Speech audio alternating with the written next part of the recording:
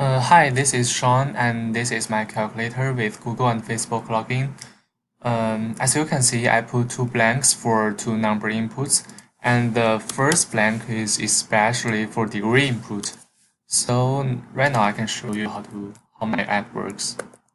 2, 3, 4, 6. Multiply is 8.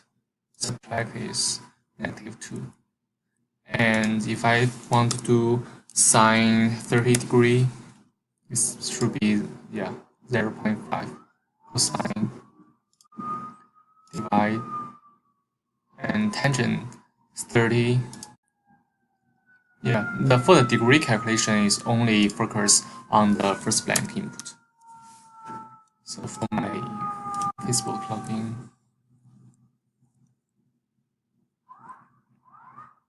I will now show you like how I can input my username and password here, but for now I will not continue for this process.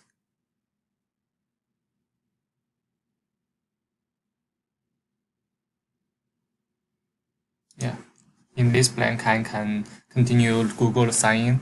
So that's generally my app. Thank you.